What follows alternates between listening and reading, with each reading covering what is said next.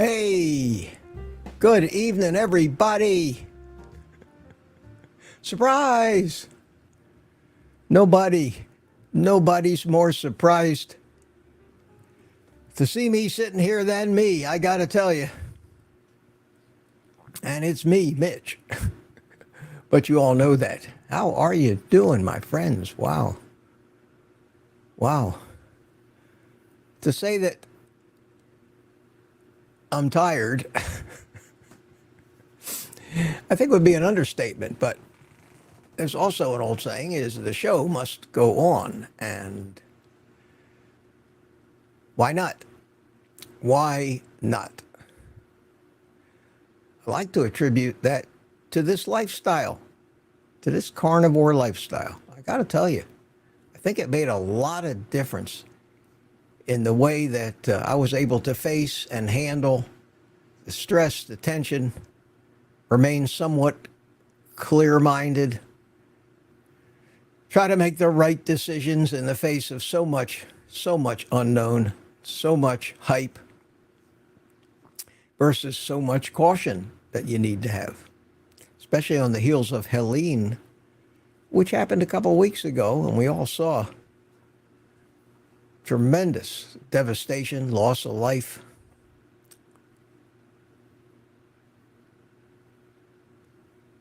And the solutions require wildly different actions. I mean, at one end of the spectrum, you could say, I'm not going to fall for this again. I'm just going to stay home. That could be a wrong decision.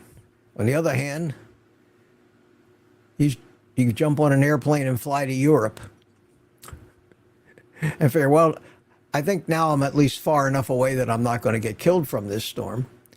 But in doing so, you've left your life behind. So many of these different thoughts, in fact, all these different thoughts are scary. And over the course of trying to decide what I was going to do here, the first thing that I had to decide was, what are my options? Then I had to weigh, well, with each of these options, what will I risk if things should go the worst they could, the worst that could happen? And that's how I looked at it. What's the worst that would happen? And the worst that could happen here was that this storm was still a Cat 4. The eye of this storm passed directly over my house and my son's house at about 6 a.m. this morning. I mean, so we were treated to the winds from the eye wall in front, then a period of calm, and then we were immediately slammed by the winds in the opposite direction. Now, what that does, especially to trees, is when the front eye wall comes, it pushes tremendously hard on the trees one way. And then the eye comes in and they relax. And then immediately it hits it hard from the other direction, and that back and forth action loosens it, and the tree falls down. That's why these hurricanes always drop a lot of trees. I have evidence of that, even with the fact that it was a Cat 1 when it went over my house. I have evidence of that out in my front landscaping, which is the only damage, actually, that I did sustain. And I don't know if this picture shows it real well, but if you see here, behind the lamppost, that palm tree right there used to stand up right here. And if you look down at the root of it, you can see where it's just, all of it's just come right out of the ground right there. So was a gorgeous tree. You can see how tall they were. You can see up here how tall there was two of them matching on the front of my house. And now one of them is leaning against the other. It's way too heavy for me to move. I have to get a chainsaw out, cut it up into little pieces, put it out, and hope to They take it away when they clean up the debris, and then I will have a lopsided looking house. And that is the sum total of the damage. But the fact that the winds, and you can see what happened, the winds knocked that tree over when the forward part of the eye wall came around, because right now when you're looking at my house, you're looking directly east. So as the hurricane approached, from the vantage point of this picture, it approached from behind the cameraman. And the first winds to hit it when the eye wall hit were from the right, blowing from right to left, and that knocked over the tree. If that hadn't knocked over the tree, it certainly would have loosened it. And had I found it fallen over in the opposite direction, I would have known. I would have known that it was the rear, the last part of the eye wall after the eye was passing, that slammed it from the north or from the left and knocked it over to the right.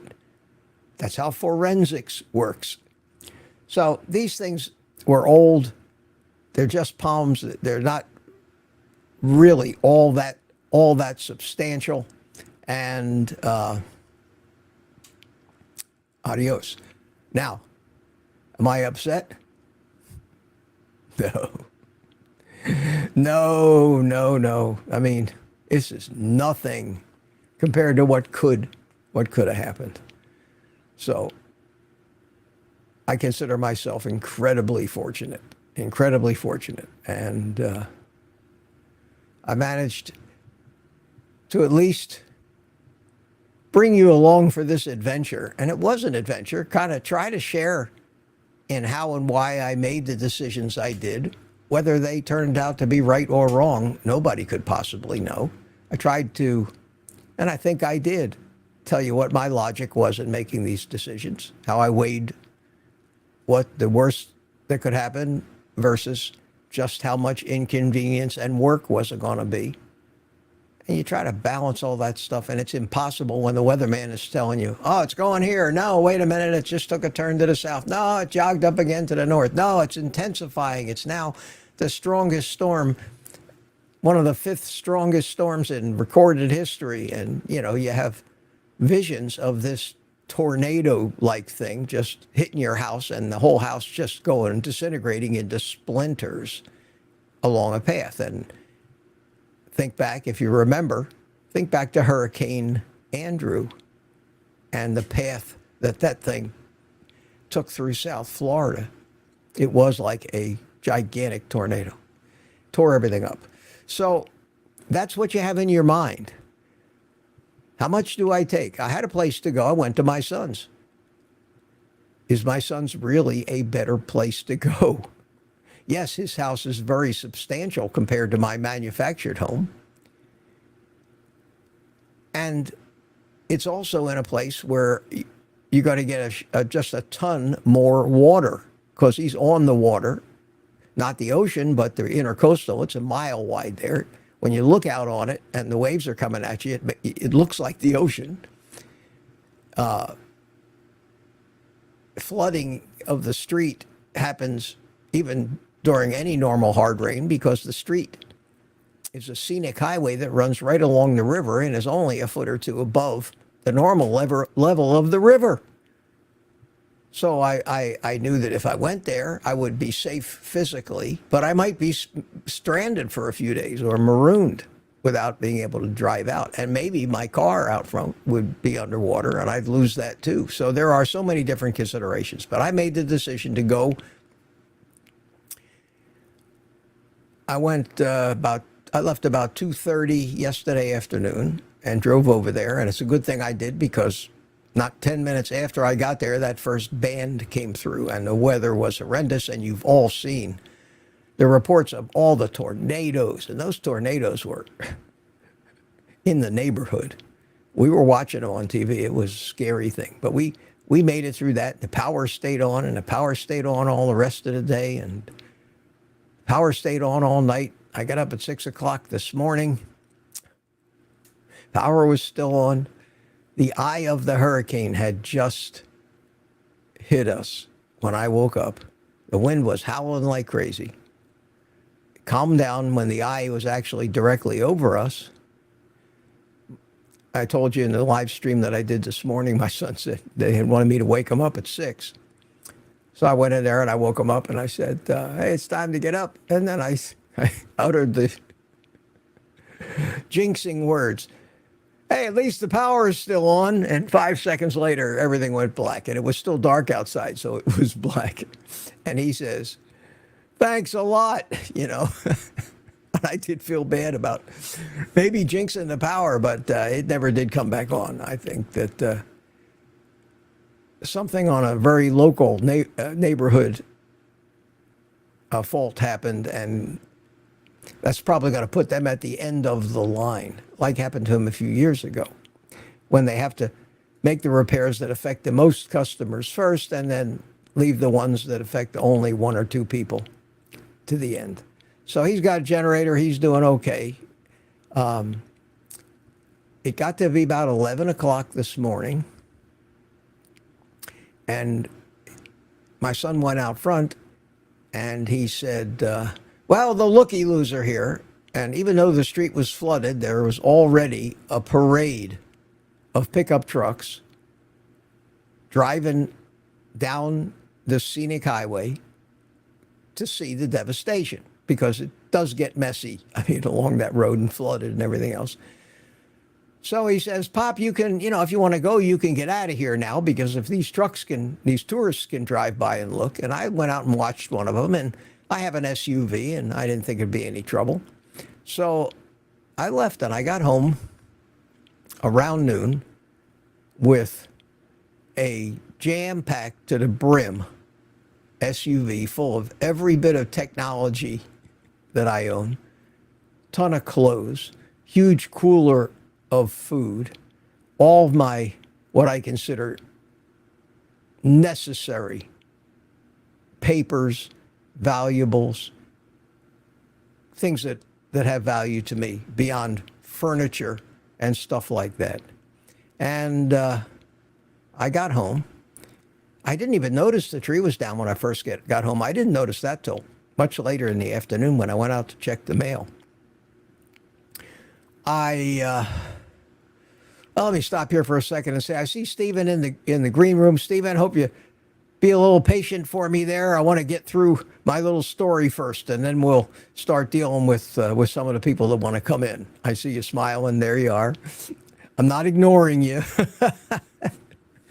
And I am gonna put that link in the chat again, because this is first and foremost a private community members forum live stream where we all get together and talk.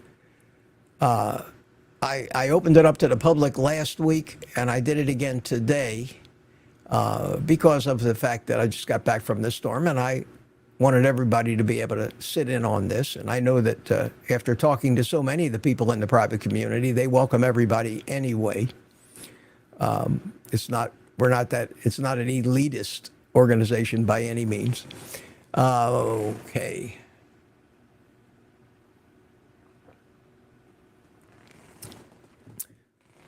So I saw, interestingly enough, there was a comment. Let me get this out of the way real quick while I can still see it on my chat here. I want to thank Rod Burnett. Thank you so much for that. Glad you made it, because buy bacon and eggs on me. Thank you so much, Rod. Very, very, very much appreciated. Always want to acknowledge those, especially when somebody is generous. Thank you so much. I got a comment. It was one of the first ones I saw in the chat, and it tickled me to death, and I want to read it to you. It's from Terry. Thank you, Terry. This is funny. And Terry writes, 77-year-old carnivore, on his own, mind you, loads his ride, evacuates, loads his ride again, goes back home, and sets up for a live stream. Something to be proud of. Thank you. Thank you. It would have been something had I set up a camera and done a time-lapse photograph of me running around today, rebuilding 2 complete computer systems. One of them, this entire thing, I had torn it down completely and packed it all up so that I would have it if there were no home to come back to. Because all my work, all my YouTube stuff, pretty much my life right now, exists in this computer system. I also have another computer system in my other office. I have 2 bedrooms, 2 spare bedrooms in this house, and they're both offices, and a gym. You've seen that. I packed up that whole computer system. I drug out all these big plastic tubs with the lids, and I just filled them full of clothes and everything, because when I packed to leave, my mindset was, I better take everything that I'm going to need if I don't have a home when this is all over. And that was a distinct possibility. Because even if the storm slowed down, one of those tornadoes could wipe us out. I've seen neighbors of mine whose houses have been demolished by a tornado. That's just common here in Florida. So I was loaded for bear when I left here. I was loaded and I left so much stuff behind. Life's memories,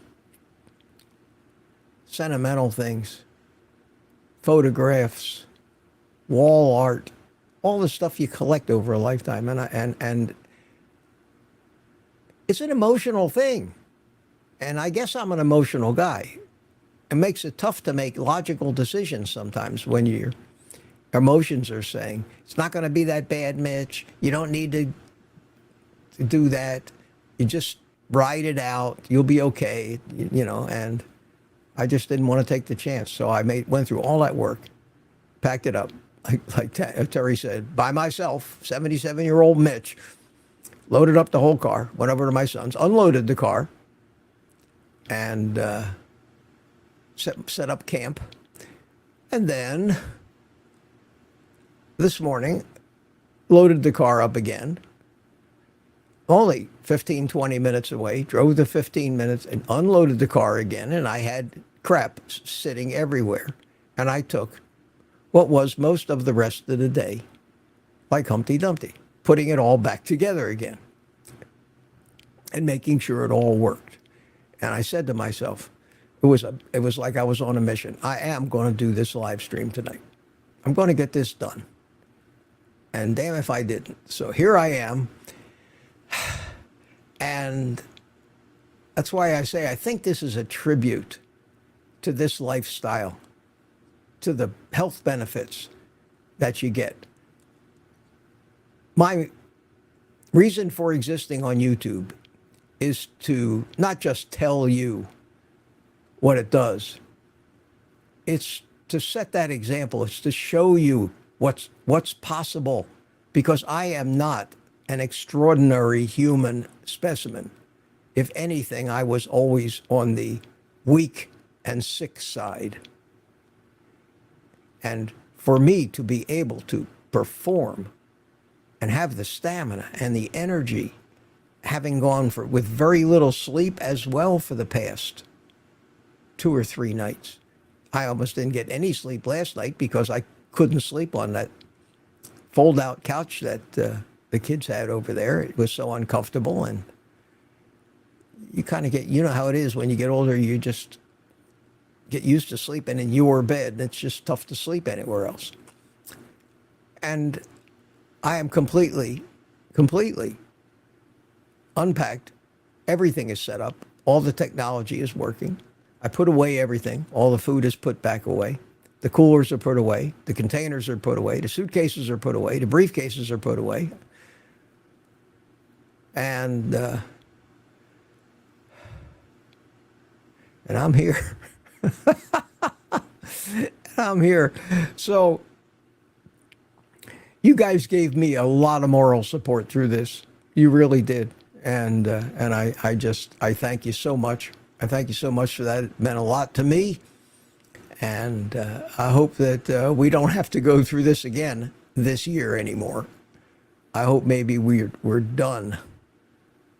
We're done worrying about hurricanes for this year, and we'll start all over again next year. Now, keep in mind that there are hundreds, and this is something I never forget, there are hundreds of thousands of people here in Florida, hundreds of thousands of people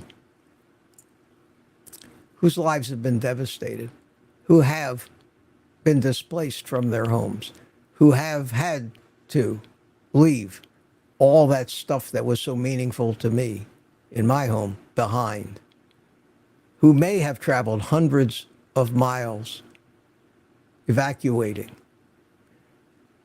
And now they're trying to get home. And if they're living in certain places on the west coast of Florida, they won't even be allowed down their street. Everything would be closed off.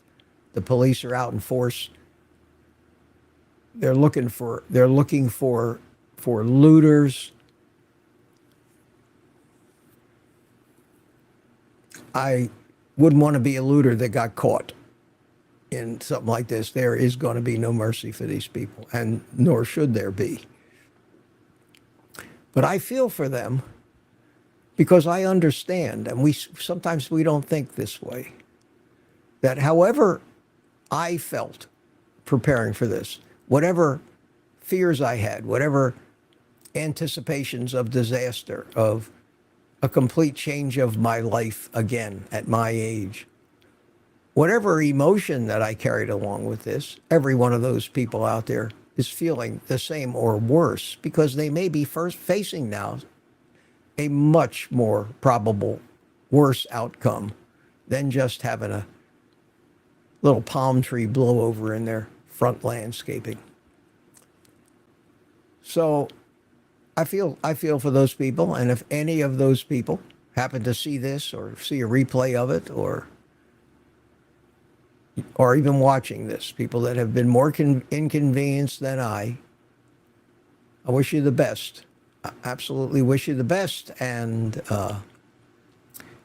this too will pass. But we did indeed, like I said the other day, we did all come out the other side. That was, I think, priority one. I got a few little pictures and video clips to show you, and I'll show you throughout this live stream. Let me thank Tammy Pitarch. I'm just so happy to see that you are home. Thank you so much. Thank you.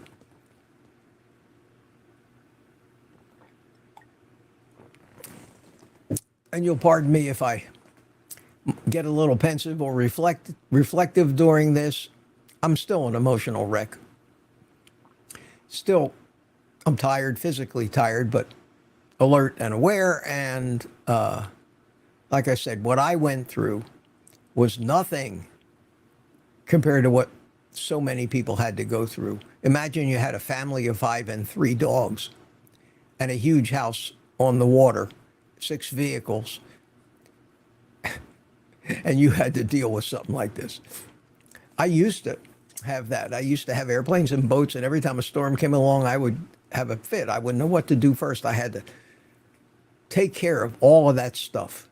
That's why I wish I'd have learned the lesson younger, that being a minimalist has a lot going for it, because you're lighter on your feet when you have to dance and weave. I learned that lesson the hard way. It took a lot of years to teach me. I guess that's life. We all have to learn those lessons in our own time. I see another one down here, and then oh yeah, wow, look at that. I am Jazzy Jude. Thank you so much. Thank you so much. Very grateful that you're safe. I've lost 3 cousins to hurricane. Oh no. Was that up in the Carolinas? Because most of the people that did die were caught in those terrible floods. And they didn't have the kind of warning that and preparation time that we usually get from the storm, because it's a kind of an ancillary offshoot of the disaster. But I'm very, very sorry to hear that, and thank you so much. Thank you so much for for that super chat. Means a lot to me. Let me say hello to some people that came in, so I will travel up to the top of the chat here. And the first one in was Boyd Lamb. How you doing, Boyd? Good to see you. Richard, CDL driver. Lisa Russell, how's your home? Absolutely unscratched except for what you saw with the blown over palm tree. But that should be the worst thing that ever happens to me, right? Don Shonger's here. How you doing? Glad everything went well. Thank you so much. Terry, I love that comment. I love it. Thank you. That's quite a compliment, too. Michael Seeley is here. Greetings from Tampa Bay. Michael is home, I guess. How'd you fare, Michael? Everything come out all right? No damage? My daughter up in Pasco County, north of Tampa, had some roof shingles come loose, and had a little fence in her backyard got damaged. But other than that, they came out fine, which is great. They told me it was scary, the howling and the wind, because they got the brunt of it right on the coast. But thank goodness that they're okay, and nothing really permanent or bad happened. Just a little minor inconvenience of trying to find a roofer right now when half the state of Florida happens to need a roofer, and you want to get a good deal. Good luck. And good luck avoiding the tens of thousands of scam artist construction people that are descending on Florida as we speak, especially the tree trimmers who just happen to be in your neighborhood doing a job for your neighbor and notice that your trees need a little help. And I need to go out and buy some tools, so if you could just give me 50% down on this job, I will go get those tools and come right back and finish it for you. Yeah. Call the police when they come to your door.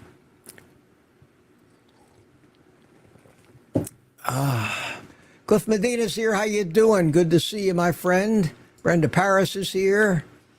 Less junk, more health. I survived. I am a survivor. It was a nice place to survive in, though. He's got a gorgeous home there on the river. Sandy Blythe. Good to see you. And Richard Williams. He doesn't usually write this much. Good evening, one and all from Copper Hill, Tennessee. I am glad that we are going to be taking in knowledge from our supreme grumpiness. That's me. He has the power to turn electrical power off. Yes, I do. Be careful. Just be careful. Be careful. As Cartman says on South Park, for those of you who know the reference, respect my authority. Turns out to be one of my favorite shows of all time. A cartoon, believe it or not. CB Carmack, how you doing, my friend? I am settled back at home. And after this live stream is over, I am going to settle my ass on that ratty couch of mine out on the patio, turn on the TV, light up a cigar, and just sit there for an hour and then go to bed, where I expect to sleep like the dead tonight. Evening from St. Cloud, Florida. Hope those in Florida did okay. 126 tornadoes in one day, a record for Florida, but not one to be proud of. Unfortunately, there was tremendous damage and loss of life. Yes, there was, Edward. And I hope you did okay up there in St. Cloud. I think we were just by a margin of 10 or 20 miles on the south side of the storm, which is the dry side. Anyone on the north of the storm got it twice as bad as we did in rain and flooding and thunder. And it was in those feeder bands and all that weather that goes up on the north of the storm. So we've been watching that track for 2 or 3 days, and every little wobble was devastating one way or the other. One way we'd go, yay, yay, and the other way we go, oh shit, it went the other way. And turns out, amazing as it sounds, that the projected track that the first one they put up before they started modifying it south and modifying the projected track, the first one from 3 or 4 days ago, turns out to be almost exactly where it went, which blows my mind because that generally never happens. Crazy. Susan, how you doing? Susan M., good to see you. And here's Michael Seeley Sr. here in Melbourne. I'm sure you fared okay. Coco's here. Mark Whistler, how you doing, Mark? Good to see you. And Peter, Papa Carnivore is here. And I imagine you did pretty well down there where you live in South Florida. My friend in Texas, Chris Hope, who was not affected by this hurricane. Hi, Chris. Always good to see you, my friend. Always good to see you. Glad you're here. One of my old drone buddies. Zeno is here. Hey, Mitch, the Furl Grandma's here. Jerry Vodstush from up south of Jacksonville, and I imagine you guys got whacked pretty good up there. I sincerely hope you came out of this okay. The really great news was that cold front up north tore the crap out of this storm and weakened it to a Category 1 way before it got to us. It was still, a Category 1 hurricane is still a force to be reckoned with, but compared to a Category 5, it sounds like child's play. So we did get lucky, but I know that you guys up there in north central Florida got really whacked with a lot of rain. Hope you're okay. Hope you're okay. And we'll see you on the 25th down here at the meetup in Melbourne, and we'll talk about it. We'll compare war stories. Belmont Leon, how you doing? Hello, Mitch. Back in the saddle again, I am. And one of my old drone buddies, listen to this, Chris Hope, started listening to his Uncle Mitch, went on Carnivore, and lost 25 pounds already. Man, I am so proud of you, Chris. You need to take up the mantle with the drone community because some of those guys could certainly, you know what I'm talking about, could certainly use a little nutritional advice. And put the word in, steer 'em my way or ride herd on them yourself. And use yourself as an example because people need to hear about this kind of thing. Tina Schweikerath, glad you're home. Thank you for opening up to everybody. Well, you're all my friends. You're my friends. Take you along for the ride. Nobody else to take along. Bob, is it Tunell? I imagine you'd pronounce it that way. Happy you made it through the storm, Mitch. You and me both. Gregory Smith, hey, Mitch, glad to see you're safe and sound. I have got so many hundreds and hundreds and hundreds and hundreds of well wishes. And only one ridiculously stupid and hurtful and insulting comment in all of those things. So I think I'm way ahead of the game in that respect. And that one comment that I got that was ridiculous was basically that Amazon notified me that there was a couple of items that people normally buy from my links and they went on sale. So I posted something to the community tab. And then 10 minutes later, they sent me another one. So I posted that too. And I put that up there right in the middle of, right before I shut my computer system down and started packing it up, just because I thought maybe somebody, that frying pan that everybody buys was on sale, and that long-range digital thermometer was on sale. And I thought that my friends might like to know about it. Nobody's forcing any to buy anything. So I make my living on YouTube is through those Amazon links. And this guy writes me and he says, you know, you went commercial and advertised on me once, and then 5 minutes later you did it again. I'm gone. I'm out of here. I'm unsubscribing. And he, you know.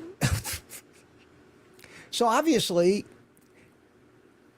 I must owe him something. I must owe him my advice, my time, entertainment. I must owe him something because I am obviously not allowed to try to help myself in any way.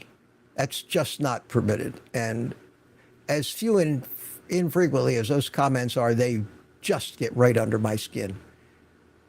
And I just hide them I hide them from the channel. None of his posts under that username will ever show up on my channel again. And he's probably not like to watch because as far as he's concerned, I am nothing more than Billy Mays selling OxyClean. Sorry, guy. But other than that one comment, everybody else was just absolutely terrific. Linda Price, home again. Hope you had fun with the family. It wasn't a ton of fun because there was a lot of crap going on and a lot of wind and rain and a lot of running around and tying stuff, retying stuff down, and it was not a vacation, but it was great to see the family and great to the grandkids were both there. Very few times we get the whole entire family together. And we have somebody here named Jiffy. So glad you're safe and grateful. My 85-year-old stubborn dad as well. Finally awakened.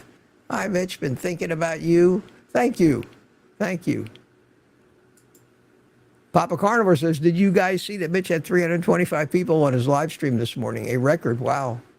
Yeah, that just blew me away. I think the fact that there may have been a disaster involved kind of piqued a lot of people's curiosity at the drama. And that's true. That's true. People always tend to want to see the bad news before the good news. So it's okay. I'll take them. I'll take them however they get here.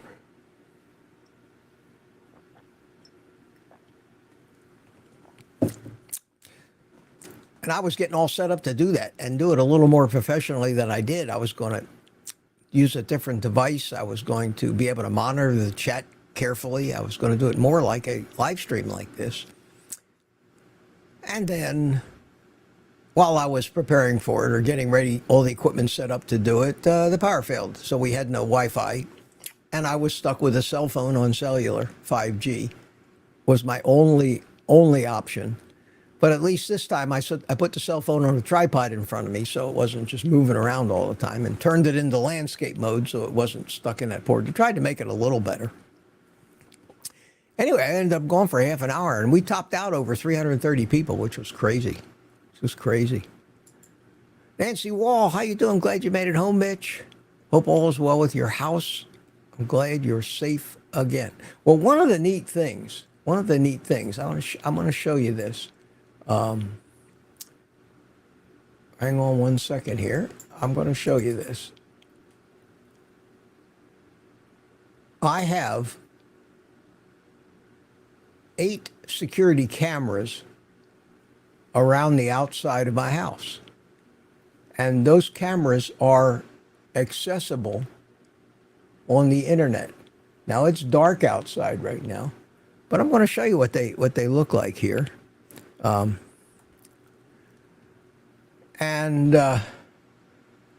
If you see this picture, that's the light in front of my house, and there's where I'm moving the mouse. There's where that tree got blown over. But I have all of these different views, of the house. That's between the two houses, and I was going to have to repopulate all that again. But I have a view of my dirty couch right there, where I sit out and watch TV and smoke my cigars. But I can see that view. I can see any of those views on my cell phone, as long as my internet and all my network stuff, my routers and switches and the Spectrum internet connection is working. And I did rig all that up so that everything worked with that one of those big EcoFlow battery backups that I bought. So even if my power failed at home, all of the equipment, including the surveillance cameras, the recorder, everything would still be working. And as long as I could get to the internet, I could see it. And that never failed once during the whole time that I was away at my son's. So anytime I got a little nervous about what's going on over at my house, I would pull up the pictures on my cell phone and I could see. And it was the funniest thing. My home is in a pretty well protected place, right next to the interstate, with a huge, tall concrete wall. Behind me, I've got a berm with a canal behind it and a whole bunch of big, tall trees. And then I've got a house on either side of me. So when it comes to strong winds coming straight across at my house, something's blocking them from pretty much every direction.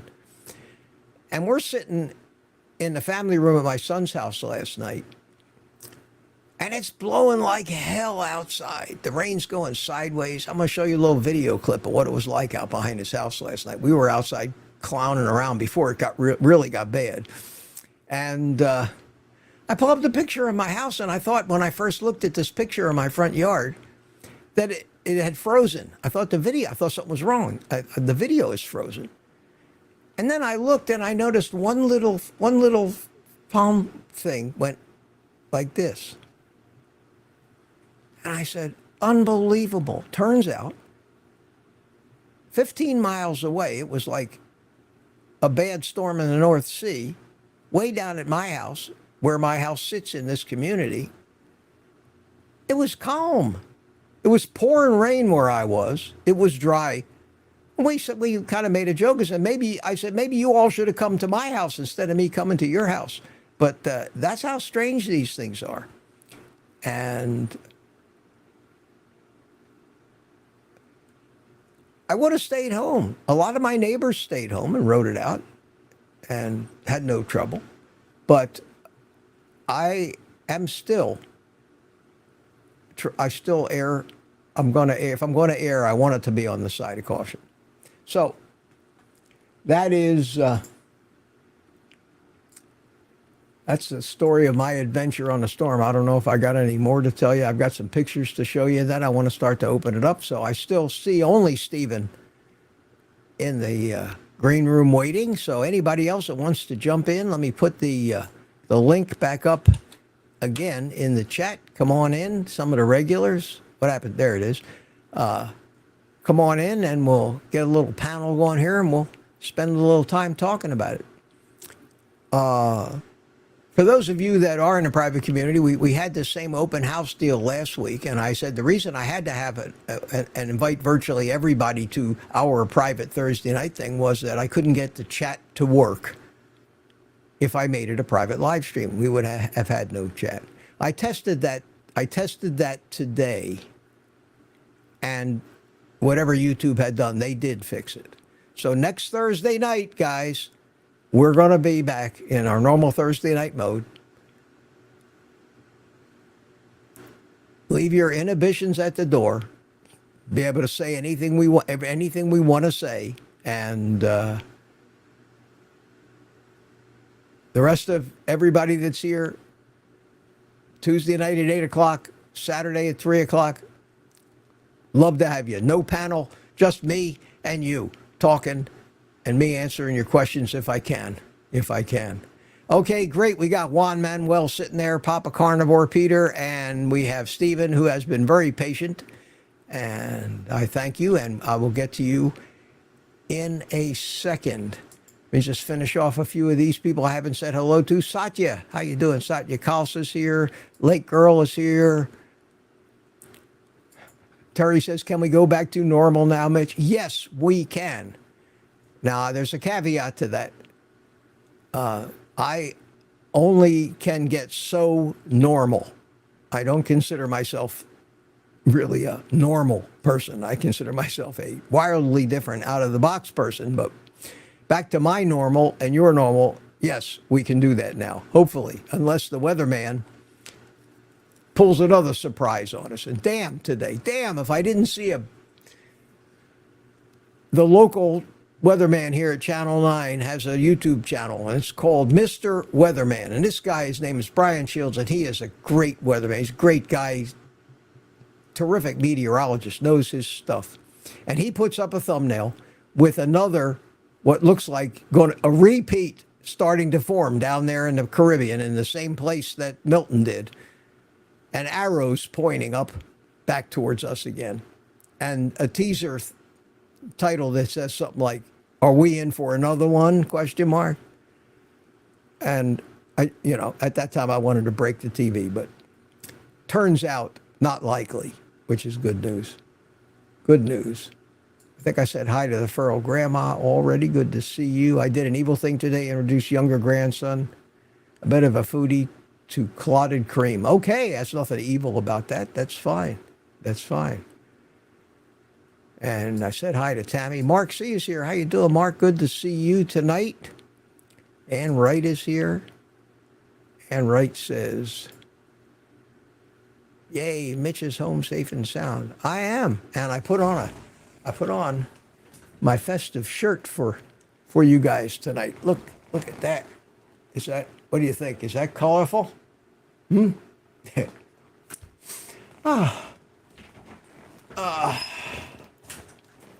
Yeah. Okay.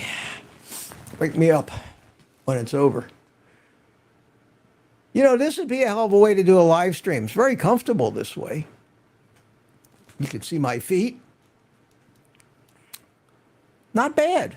Not bad. I think that maybe I'll try to rearrange the studio and put a chaise lounge in here instead of an office chair. Oh, man. John Tacho, welcome to this channel. Welcome to the private community. Good to see you, my friend. We'll get to your green banner here when I get down the chat some. And there's the heart of patience himself, Stephen Allback, sitting patiently in the green room. And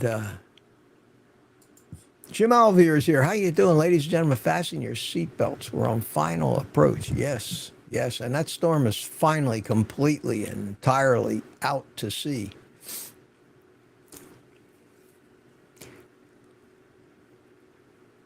Trucking Carnivore didn't say hi to you yet. Oh, Mark is here. Mark Booz. How you doing, Mark? Good to see you. Mark is also down there in St. Lucie area and Fort Pierce area. They had a killer tornado down there. People died. So I'm glad you're all right, my friend.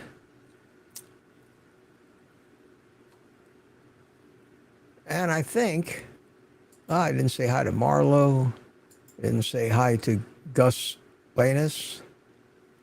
Fernando, good evening. Pasos, how are you, my friend? Michelle Morgan and Lisa Boos. I don't know if I got you. The names are all blurring together at this point.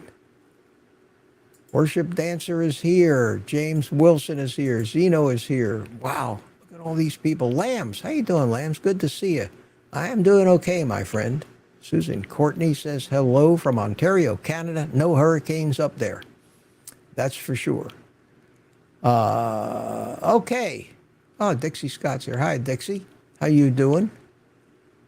Always good to see all of the names that I've come to know. Snow Sea is here. Glad to see you back online. I tried not to leave for too long, but yes, I'm here. Twin Brooks Acres, how you doing? And BMAT, hey BMAT, how you doing? I don't see Viking Tom. I don't see him either. I was hoping to see Tom in here. He's over in Tampa. I wanted to see how he fared through all this. Maybe he'll pop in. Rod Burnett came up with a super chat. Glad you made it. Mitch, bacon and eggs on me. That's the one that was from earlier, I think. Yes.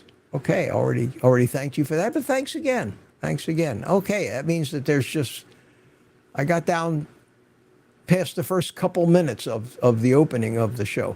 Okay, let me start bringing some people in because that's what we do here in the private community. And since Stephen was here first, I'm going to bring him in and say hi and hope everything works. Stephen, how you doing, my friend? Good to see you, man. I haven't seen you in a while. Yeah, sometimes it's hard to get in touch with you, being here in Seattle, but it's the time frame is different. Oh, no kidding. Yeah. Well, it'd be 4 o'clock in the afternoon there, but a man of leisure such as yourself should have no trouble. I like your idea of normal. Yeah. What was Marty Feldman? Marty Feldman had a line in Young Frankenstein. He played Igor, remember, in Young Frankenstein, and he was talking about Abby Normal. Yeah, that's us. That's us. Well, good to see you here, and we'll put you in a window. And next, I'll bring in Peter, Papa Carnivore. Hey, Pete, how you doing, young man? You made it. Yeah, it was not. It was tense, but not as tense as most people in this state had what they had to go through. Yeah, what I think was really cool is that you had surveillance on your house the whole time. Oh, Remember yeah. you were saying how that feeling of not, like going into surgery and your loved one, could be dead. At least this way you could check it every few minutes, and just make sure everything was still okay. Yeah, and every time it's a double-edged sword, see, because every time that you bring it up on the screen, it takes a second for the spinny thing to stop, and you go, "Oh shit, is it offline?" Yeah. And then they start coming on, and you go, "Oh, okay." So I didn't check it all that often. I had a number of things to let me know what was going on. Believe it or not, I have a Simply Safe alarm system, Yeah. and Simply Safe has a cellular backup to it. Yeah. So even if my internet went down and all my power went down, I would get a text saying the power went off on your alarm system at home. So that's my signal that my power went off. Oh, See, okay. I would know. Now, I had the backup power on my refrigerator, freezer, and I had backup power on all the electronics necessary to run everything I needed for my house to communicate with me should the power fail. Did you see my message where I said, put your outside refrigerator on some blocks? Yeah, but that was with I was able to cram most of anything that I wanted to keep I'm worried about into the into the freezer in the house. Oh, okay. Yeah, and all I left out in the outside freezer basically was a bunch of racks of pork spare ribs, Yeah. and and they'll be good for 24 hours if with no power anyway. And you had a 10-pound tube of ground beef. Yeah, I took that with me over to my son's. Oh, I you took did? I Okay. took a bunch of food with me too. Oh, okay. I ended up bringing it all back, but I did take it over there. Did you lose power at all? No, in my house we never did, and Wow. we're in a great neighborhood. All of our electric is underground, Oh, wow. and we're on the same electric leg as a hospital that's about 3 miles from here. Oh, wow. It is a priority Yeah. feed. Wow. So when our power does go down, we're always the first ones to get it back because they're getting the hospitals and fire stations and those people back up first. And along with the hospital comes our little place. So I don't worry too much. And I've only had the longest power failure I ever had here was about 18 hours. And so I knew that the stuff in the freezer outside would be okay. And I put one of my EcoFlows on the freezer in the house, and it was plugged into the wall. So the EcoFlow was plugged into the wall. The refrigerator was plugged into the EcoFlow. The EcoFlow was acting like an uninterruptible power supply. It was basically powering the refrigerator through itself as long as there was power coming in. And it would switch over to its own internal inverter if the power failed. So I knew that I had a couple of days, without a problem. So I was pretty good there, and I was able to. Your main issue is the house going to still be there, basically? Yeah, because it's a modular home, and Yeah. in some respects, it's better built than a lot of these houses they're building today. But in other respects, that's where intense damage is, especially to the aluminum shit that's tacked onto it, the carport, the screen porch, all that stuff. Even in the most substantial houses, the screen enclosures are the first things to get blown off. So I did what I could. I prepared for it. Not only just so much of my preparations was stuff to keep me from worrying so much. So you didn't have any damage to your screen and porch? No, none whatsoever. Wow. No, I got a pretty substantial one. It was evidently the lady that owned the house before me spent a lot of money on this thing. And it's got sliding vinyl panels. It shuts down. It's completely enclosed when you shut all the panels. It's like a sunroom when you do that. And it's really well built. So I got lucky. I bought this house years ago for a song. It would cost 8 times as much today for me to buy this same place. I was able to buy it almost in a distressed situation. So I live pretty cheap here. Yeah. And that's why everybody complains about the lot rent. They could double the lot rent. I'd still be living cheaper than I could anywhere else. You know what I mean? So Yeah. I don't complain about that. That's just a fact of life. You fared okay down there where you were? I know we had a bunch of tornadoes down there. Yeah, we didn't have anything. I mean, it barely rained. There was very little wind. It was a non-event. It was literally a nothing. Well, good, good, Yeah. good, good. My brother was in Sarasota. Oh He was shit. Yeah, well, he was in New Mexico on business, but his wife and the two dogs were at the house, and he lives 10 miles from the coast in Sarasota, right off Siesta Key. So I was Oh, like, oh boy. But, he's got a fortress of a house. It's it's a one story. It's got the red brick roof. It's $1 million house or multi-million dollar house. And she said that no damage. They have a lanai with a pool, and she said it's fine. I couldn't believe it. why did Yeah. my chat just disappear? Google Chrome strikes again. Oh yeah. It says, "Oh snap." Oh geez. Anyway, let me pop this chat out again from here, and I will be back in business. Okay. I was a little nervous, Peter, because this little computer system that I have here is fairly complex. There's a lot of gadgets plugged into it, and I had it, completely torn apart, and I had to completely rewire everything again, reset it up, and I, quite frankly, am tickled to death that it was working as good as it was until something. Did you take your monitors? I took one of them with me, so at least I could use the computer if I had to set it up somewhere else. I left two monitors here, Oh. but I took every other piece of it. I took the mixer. I took the here. Let me go back to the rear view scene, and then I'll bring you guys back in. That's not what I want. I want this one.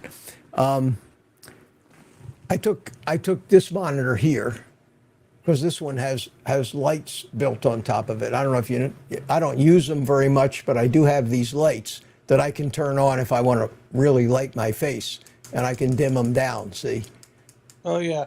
But I don't generally use them. The way I have the room lit, it seems to look better without them, but I didn't want to take all that apart.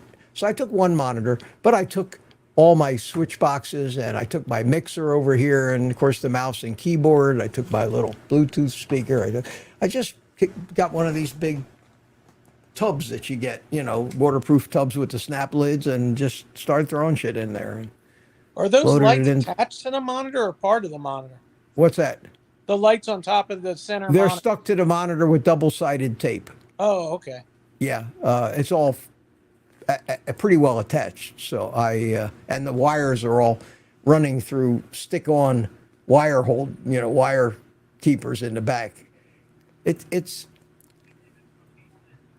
got a lot of wires. At any rate, I wired it all back up today and booted it back up, and it actually, other than reconfiguring a couple of the cameras, which weren't detected because I had evidently plugged them into a different USB port than they used to be plugged into, and that, believe it or not, matters when you're using software that remembers where it found it the last time. How long did it take you to unpack your truck and everything? A couple hours. Oh, that's it?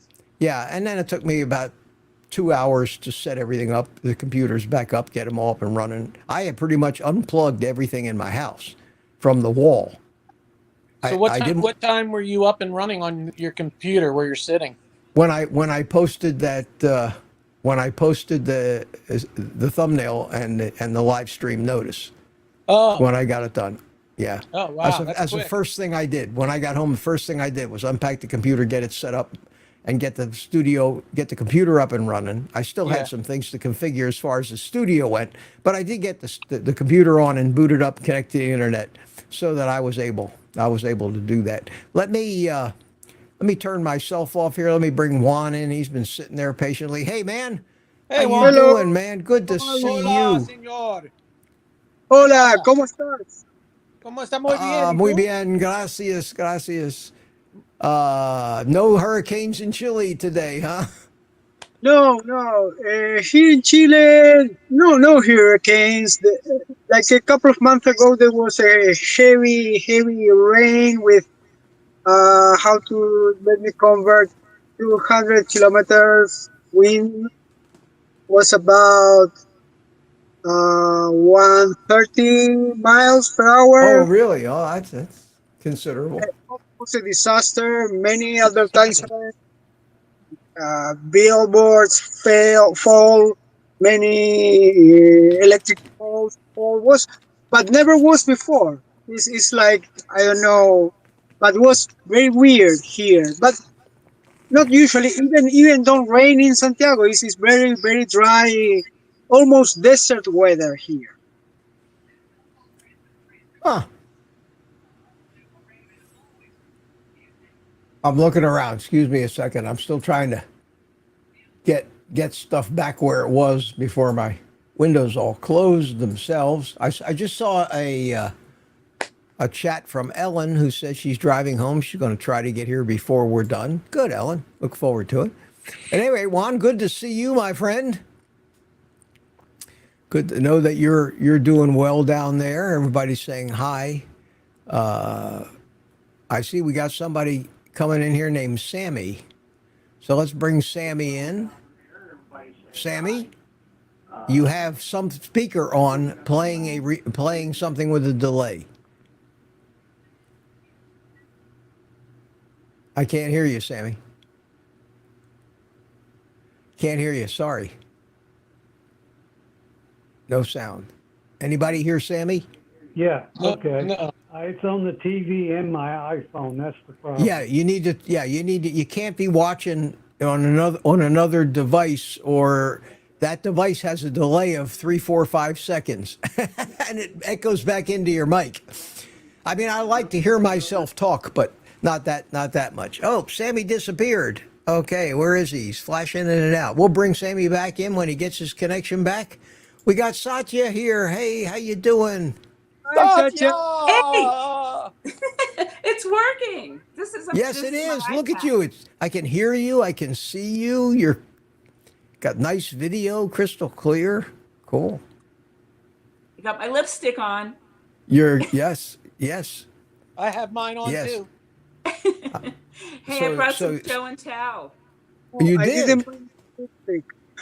What do you got? What do you got for us? Sardine Ah, fillets. Where'd you get that? Which brand is that? Brunswick. Boneless, but where'd you get them? Okay, Amazon, they were on sale. It was crazy cheap, which I don't remember the number, but it was really cheap. It was part of their, their Prime Yeah, their Day. big Prime Day, which happened right when we were having a big hurricane. Right. Whoops. Mackerel. Wait, I can't find the camera. There it is. You got Oh, it. that's Mackerel. Wild Planet. Wild Planet. No, Yeah. Wild Pacific. That's Wild Pacific. It says Yeah. Well, mackerel. I- Yeah. Oh, it is I Wild did- Planet. Yeah, Wild No, Planet. the brand Yeah. is Wild Planet. You're right. You're right. Because she just turned it around. Yes, Yeah. sir. And I also, I don't have it yet, some canned herring, because the bottled herring's too sweet for me. Yeah, that So- stuff has a lot of sugar in it, like the Vita. Yeah. Oh, I used to Yeah, love yeah, that yeah. stuff. Oh God, I would eat that on crackers. Eat that on Oh, saltines. Oh, right. That'll trigger your sugar card. no shit. Yes, it will. Yeah. So I have, a case of that coming, and I'm just trying to mix it up a little bit because I'm pretty mono. Ground beef, some eggs, and some ground beef, and then some eggs. So I'm just want to put some fish in there too. Good, good. That stuff's good for you. I like that wild. I like the salmon that they sell. Oh, look at you. I'm going to hire you as a bodyguard for me. Mitch, you ever see the that creamy herring? Like, Yeah, it's like- I never liked that because I'm not a creamy type. I don't like creamy things. Not That's the creamy. problem. That's why I don't eat sour cream, and I never like cheese very much. Only creamy things I like are ice cream. Did you eat cottage cheese? I would never touch cottage cheese, and still won't to this day. I don't know what it is about that stuff. I'm repulsed by it, and I don't know why. I would probably like it. I was a finicky eater as a kid, and some of those things just set into your mind, and you just say, I don't need it. I don't want it. I don't like the looks of it. It reminds me of something that I would throw up, and I'm strange. We're all strange in some of those ways. I mean, when you look at some of the stuff. Did you eat a lot of cheese when you were like? No, I ate no cheese. Really? Nope, no cheese, very little dairy, drank milk, and that was about it. And I stopped drinking milk at a young age too. I was not a dairy person, not in the slightest little bit, and I'm still not. So it's great and makes it a lot easier to be a carnivore when you don't want all that stuff. You know, Yeah. I'm like Sachi said, I'm just happy with ground beef, bacon, and eggs, and beef, and steak, and Well, some fish. my uh, appetite finally improved, and we're eating a lot more than what we used to. And I'm waiting for an Amazon order. Oh, okay. What are you getting from Amazon? Well, I'm buying some water tuna, and I've been buying spam from them too because it's Oh, pretty okay. cheap. Um, and the I've been just trying to stick away from those sweeteners. Sweeteners are killing me. Oh, you got to stop the sweeteners. There's no such thing Yeah. as it's like you may as well moderate sugar. If you're going to moderate the sweeteners, you may as well just eat the sugar because the sweet taste is what's killing you. It's going to trigger you if you're an addict. There's And no Mitch, doubt tell about him it. about Mitch. Tell him about the cephalic response. Well, all right, I will. But when you do one thing for me, Stephen, have you got any way to turn your mic volume down considerably on the Well, let's see device? here. Because I've been manually cranking it down every time you start talking because you're blasting me. How's that? Is that better? A little more. Yeah, it's getting better. All right, hang on. There you go. That's a little better. Thank you. Thank you. I'm sitting here with my hand on the slider. Well, I had to turn down the slider on my phone too. That's what was causing it. Well, it's still loud, so talk quieter and back up a little bit away from the phone, and we'll be okay. Or else I'll keep playing audio engineer over here. But these things Okay. happen, and in StreamYard, in the actual StreamYard software, there's a place where there's settings, and if you go into settings, there's a tab that says audio, and when you click the Okay. audio tab, you'll see a checkbox that says automatic volume control. And if you check that, you should be all right. If it's unchecked, there's a slider that you can manually control the volume. Yeah. That gets a little technical for most people that just come on as a guest. You know what I mean? But you could try that. But this is okay. We're fine now. We're fine. And if it's loud, I'll just crank it down a little bit while you're talking. Okay. I could have cut. Yeah, that's better right now. Now you're doing fine. Yeah. Thank you. Yeah, I turned it way, way, way down. Okay. Huh. Yeah, I'm going to get some bulk meats too. I got found a place where I could buy a whole prime rib and a whole The whole loin you're talking about. the whole loin, and also a whole chuck roll. Oh, yeah. I haven't tried that yet. I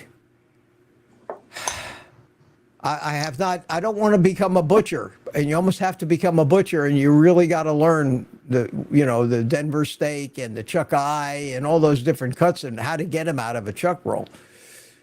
Well, yes and no. There's a layer of fat that runs right horizontally through the center of it. And if you follow that layer of fat across the center of it, you end up with your sirloin cap and your sirloins on the top, and your chuck roasts and your chuck steaks on the bottom. And so it makes it fairly easy to cut that stuff up. Okay. What I like about it is that you can cut them as thick as you want and make the size roast that you want. Well, there's a lot of videos out there to show you how to do that. And in my spare time, one of these days, I might. I don't think you've got any, Well, Mitch. yeah, I don't think you've got that's the spare time. point. That's the point. In my spare time, I think maybe I might attack that someday. But Hey, Mitch, can I tell you something? of course, Every once in a while, you say, I have no life. yeah. And I'm like, oh my God. How is that possible that you would say you're like the busiest, most productive person I know, and you're like probably one of the most loved and popular people I know. So Really? I want to know life like you. Oh well. Have no friends. Have no friends. Have no outside activities anymore, except this deal, focus on it. And What are you talking but if about? I tried to live, We're all Yeah, your right. friends. Hey, we're exactly. top But what women. I'm saying is this has become my life now. So I dedicate Yeah. myself. But imagine if I had a whole big circle of friends and was always going out with them somewhere. I couldn't live this carnivore life. I couldn't do this if I was going out to restaurants with them every night and parties with them every night and baseball games and I have no kids because when you have that my kids are all 50 plus, they got their kids, but so there's no little league, no baseball games. I don't have any of the big toys like I used to have. I had a big boat, airplanes, all kinds of stuff to take care of.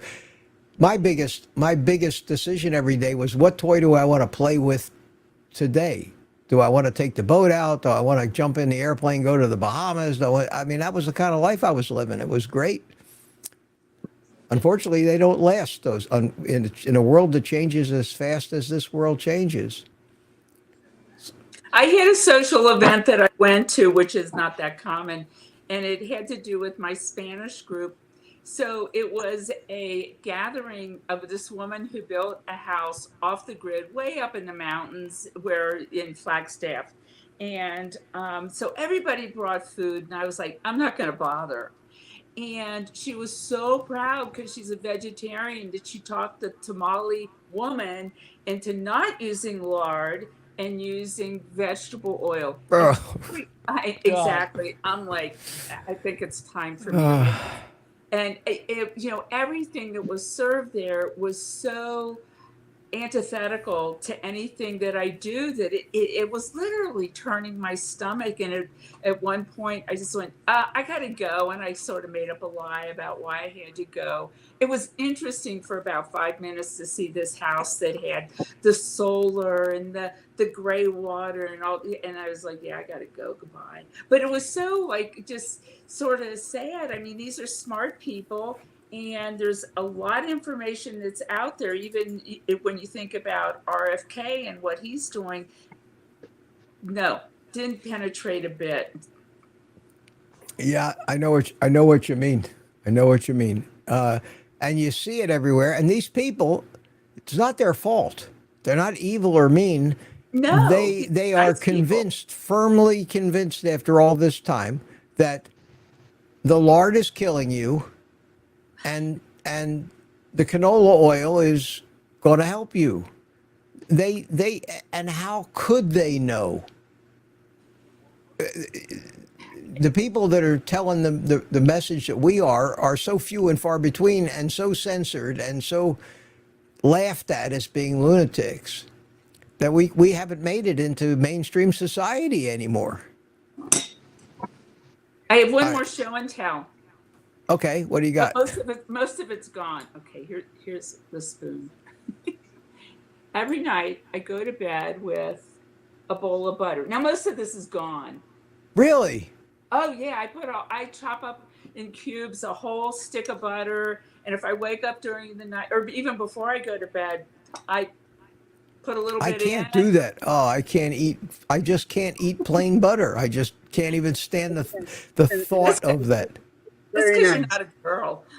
Hey, Satya, did you see the video today with Dr. Barry and Dr. Elizabeth Bright? I did not, but I've seen her before. I think she's really brilliant. I mean, as with everybody, there's things I'm like, those are great. It's not really what I want to do, but I know she's talked a lot about the butter and the Well, necessity because of she said she does 80/20 carnivore. So that's very, very high fat. That's higher than me. I'm like 75, I would say. That's what I probably average. But I add butter to all my meat, my steak. I cook all my eggs in butter. Yeah, I I cook my cook in steaks. butter, but I don't eat butter. I don't chomp on a stick of butter. Well, what I you're take missing. what I do is I take the cold butter and I take slices off the stick, and then I slice it into little uh almost like I don't even know, like just little pieces. And then for every bite of steak, I eat a little piece of butter with every bite. Well, obviously, Peter, whatever you're doing, it's working great for you. So keep it up. Yeah. For me, the last thing in the world I need to do is lose weight at this point. Yeah. I don't want to lose more weight. I don't want to gain weight either. I want to stay right where I am. And Well, you know, it's funny. For the first time in my life, my girlfriend and my mother, my 84-year-old Jewish mother, okay, is they're telling me you're too skinny. too skinny. You need to. I'm like, this has never happened. Like now, when I was I know. growing up and I was a little kid, I was really, really skinny. Like at times, you know, growing up, and I was very, very thin. But since like high school, maybe like. I haven't had anybody ever say, "Oh my God, you're too skinny. You better stop, doing what losing weight." Oh, I know. I identify with that. No, I get it all the time now. You get You're that from way your too kids, Mitch? skinny. You're way too skinny. You need to put on. So I couldn't put on weight if I wanted to. I would have to eat sugar to put on weight. I could eat 10,000 calories a day worth of meat. I would not gain any weight. Yeah. And I couldn't put that much in me. I eat to satiety, and I maintain my weight, and it works. It just works great. Well, here's what I think's going to happen, because when I was in like high school and like my freshman year of college, I was probably 185 pounds, 6'2", 185. I'm telling you, I'm at 199. I know for a fact that this is a weight optimization program. I'm going to end up at 185 pounds, Mitch. I know it. I just know that's what's going to happen, no matter what I do. Alexa, You go to know? YouTube. What? Here's YouTube. Oh, Stephen is. There he What is. are you talking to us, Stephen? Oh, I got onto YouTube here real quick. I'm going to lose you here in about 4 or 5 minutes. I got a phone that needs charging. So Okay. All right. I'm switching over to YouTube. All right. Well, thanks for coming in, man. Good to see you. Good to see you. Hey, we'll catch you guys later. I Okay. enjoy the conversation. I'll finish up listening to you on the other system. Okay. See you later, Stephen. Bye-bye. Bye-bye. So as I Okay. was saying, I think I'm going to, Mitch, I think I'm at 199. I think I'm going to end up at 185, because I think that's where I used to be, like in high school. You know what I mean? Well, I think, Peter, and I say it all the time, throw the scale away. Yeah, I know. What else do I say all the time? Don't micromanage anything. Give your body the nutrients it needs. Let it do what it knows how to do. And one of the things it knows how to do is carry exactly the amount of weight that you need to live the life that you're living. Right. If you need a certain amount of spare energy because you go certain time periods without eating, your body will store that much fat away for you. If you never have a fast, never have a day fast, you won't need to store much energy. You'll know that pattern will become ingrained because it's an efficient machine. We're an efficient machine. Why would we want to carry weight unless there was a reason? Why? It's like never driving more than 3 miles a day, but always driving around with a full tank of gas. Why carry 300 pounds of gasoline with you everywhere you go if you're only never gone more than 5 miles a day? People do that because, well, you never know when an emergency is going to come. Well, that's a reason. But and same thing with muscle. That's why if you don't use it, you lose it, because why would your body expend energy? Energy has always been the hard thing for an animal to find, food. Why would you waste energy having muscle that you don't need to accomplish what you need to accomplish every day? Right. That's why when you start using your muscles more, your body answers you by building muscle, giving you more of it. When you stop using muscle, you have hypertrophy, it goes away. That's our body. And same thing with that's the total weight of our body. So your body will fine-tune itself to exactly your lifestyle and needs if you give it the proper nutrition, and especially don't give it much or any sugar. And I settled into that idea or concept a long time ago, and it's one of the things that guided me when I started Carnivore, was just forget about how much I weigh. It's not my job to tell my body how much it needs to weigh. I love that. It's, you see what I'm saying? And here's the thing. I mean, I don't think I could eat any more than I'm eating. I mean, I had a gigantic T-bone steak tonight with plenty of butter. I mean, I don't know how. I mean, I had 4 eggs, and I get the same kind of bacon as you, Mitch. You know, I get it at Aldi, but it's a copy of the right The bacon. rights, yeah. And I eat 4 pieces of the bacon, those thick pieces with Oh, I 4 love eggs. that. God, I love that stuff because it's got a lot of fat. You're eating a lot of fat Man, when you eat that bacon. it's Yeah. so I eat the same breakfast as you. Well, you do 5 eggs, I do 4. I do 5. I do 5 most of the time. 5 And eggs. I guess I could add another egg. It's just I'm so full when I eat that. And then for dinner, I'm usually having a steak or ground beef and 2 eggs. I'll take like a big thing of. I'll have like 2 or 3 big giant burgers with 4 fried eggs on top, cooked in butter. You can't. Your I mean, body how can I eat any won't. more than that? Well, but see that goes to the same point.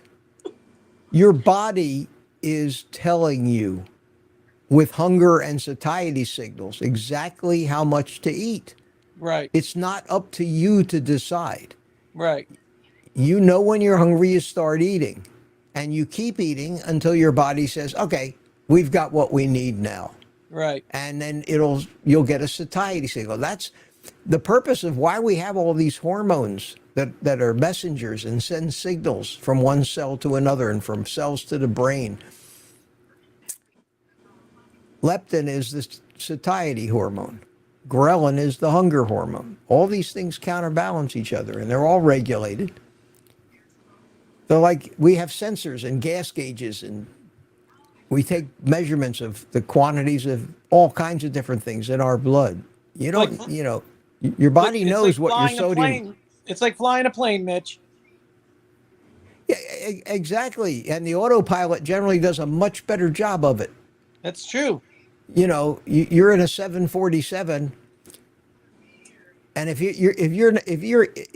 you're not even a pilot, the way the technology and the automation is in these planes today, you get somebody talking you through a landing, you could almost land a 747 even if you've never flown an airplane, because somebody's going to tell you, okay, find this particular knob, turn it right until it says 175 on the gauge above it. Well, you just turn the airplane to a heading of 175. Find the gauge that says 11,000. Find a knob that says altitude set.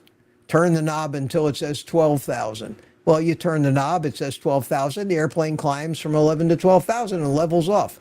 You don't need to know how to fly. You just need to know how to change channels on a TV, and because the autopilot in the airplane is programmed to constantly monitor everything that's changing on a second-by-second basis, make tiny corrections to everything. And we have that in us, and people keep trying to outsmart it.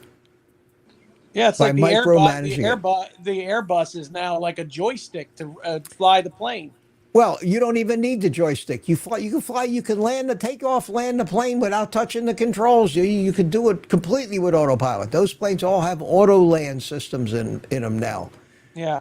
So we have to look at our body as a fabulous machine, even more fabulous in regulating itself than these autopilots and things and now they're going to have self-driving cars. Yeah. Think about the decisions you make every second when you're driving.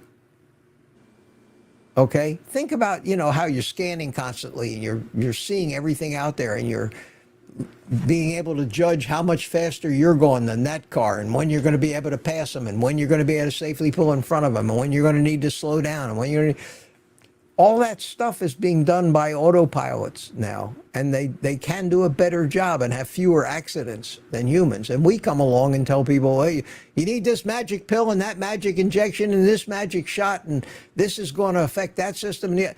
Every system affects every other system in 100 different ways in our body. We can't. And remember, the body's doing all those calculations like autopilot, like it does all that, with. We just need to not mess with it, basically. Exactly. We are at a disadvantage in health because we have a conscious mind.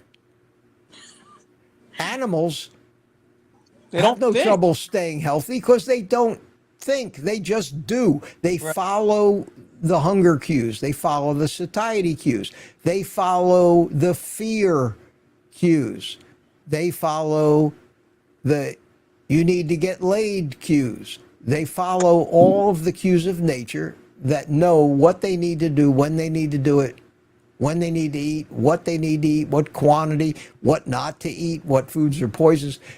All of that is in there, and yet no conscious mind. All our conscious minds do is have us hating each other, fighting wars, and killing ourselves.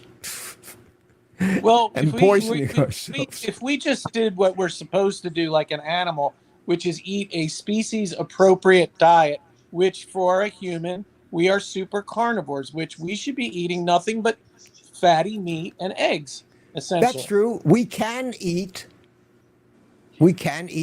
vegetables and plants. Right. We can Right. eat sugars. Those always were available when the meat wasn't there, so we could survive. Right. And we developed all the machinery and chemistry to process these survival foods. The problem is there's necessary essential nutrients missing in these survival foods, which we could live without for short periods of time, which is the definition of surviving. You know, this may not be the most pleasant thing or the best for you, but it'll keep you alive until the real shit gets back. But we have to keep although Satya, these friends of yours think they can live on that crap alone, that plant matter. Well, they do live. See, that's the problem. They can live, but they're not going to be living an optimal life. They're going to be sick. They're nutrient deficient. They're going to become diabetic, and they're going to pay the price for it. And they're going to have to supplement like a mother. Oh, of course they do. They I won't get to that. I mean, they're so ignorant about it. And these are acquaintances, by the way. But Satya, do haven't they been supplement? elevated to But friends. do they take handfuls of supplement pills? Oh, I have no idea. These are just people I go to this Spanish-speaking meetup group with, and it was a very fun idea. And these are really nice people, but they're just incredibly out of touch and ignorant. You know what? Yeah. I want to say something that's a little off. Well, it's on topic, but just a little pivot. You know, because I see so many people will get, especially if they just started and they're not having results that they want, or they're stalled, or this or that.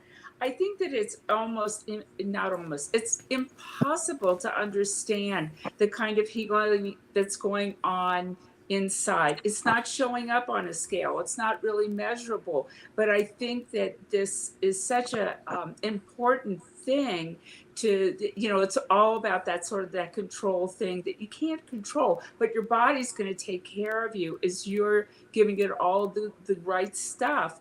But you may not know like what system, what everything in that sort of controlling mindset's happening. But it's so, Peter, I think that you're kind of tuned into this, that there's so much that happens before that scale starts to give you the feedback.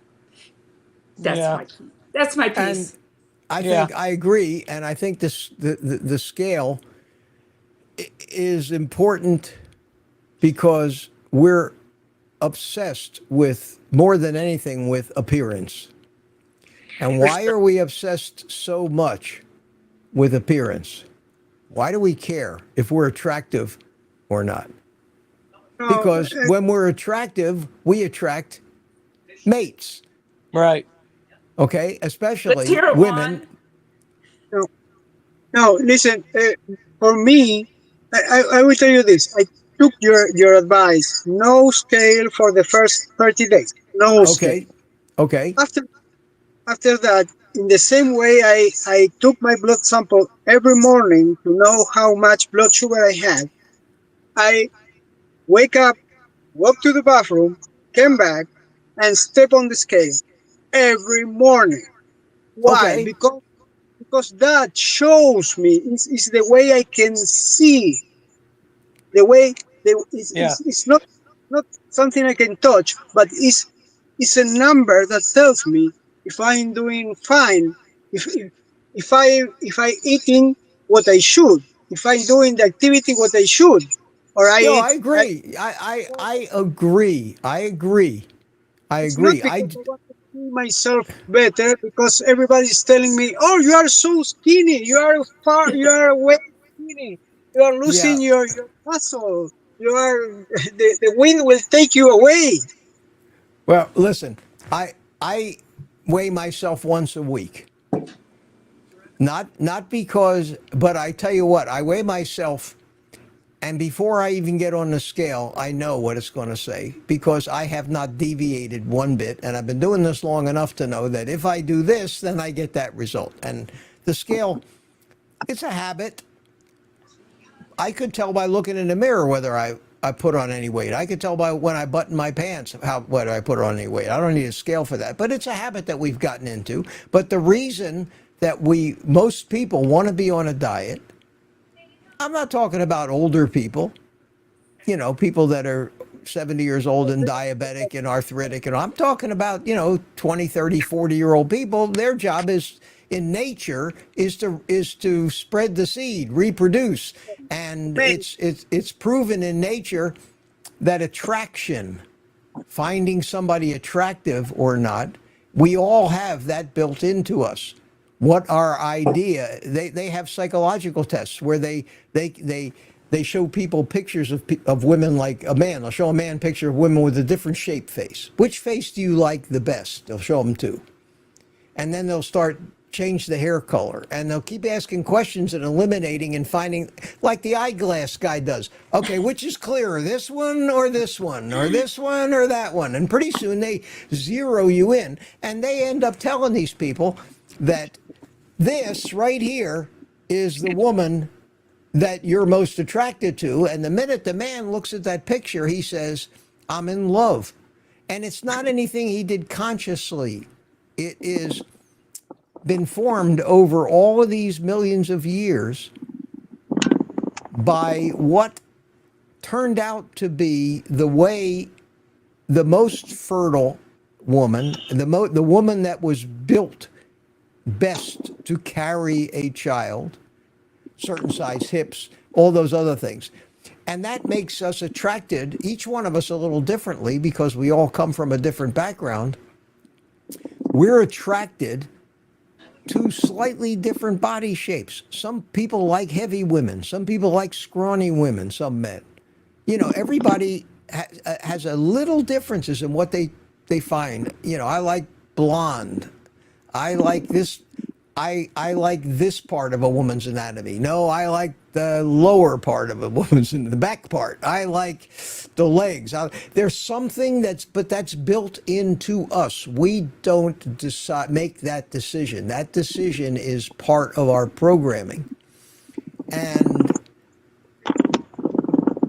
being very heavy or obese generally doesn't fit too many people's, men or women's, idea of what they find attractive, and that's why nobody's chasing them, and they want to get thin. Right. It's about being pretty, so that Yes. somebody will be attracted to you. I mean, this is evident everywhere you look. It's evident in the gyms when you see the women wearing the tightest tights. You know what I mean? And showing off like crazy, and they're always looking around to make sure somebody's looking at them. And then when somebody looks at them, they go, "What are you looking at?" Well, listen, in my case, I've been single and I've been very heavy, 300 pounds for like 12 years since my divorce, 12 years ago. All of a sudden I get skinny. I got a girlfriend. It's like, Exactly. well, I didn't even really, it wasn't like I went out of my way or anything. Well, But people have an idea of what's attractive, and women Right. also. It's not just men. Women are maybe even more fine-tuned than this. Women look for certain qualities in a man, and we're built that way. We have to allow nature to be nature.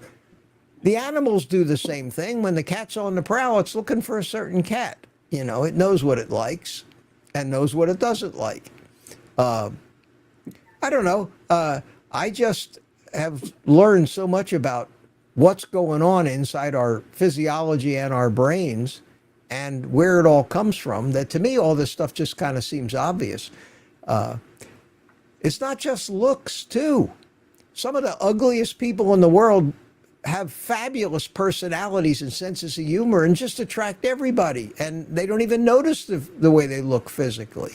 There are some of the hottest looking people, some of the hottest looking women I've ever met, that the minute they open their mouth, they become very unattractive to me. Yeah. So I it's a think package. is Juan trying to say something? Yeah, Juan, are you talking?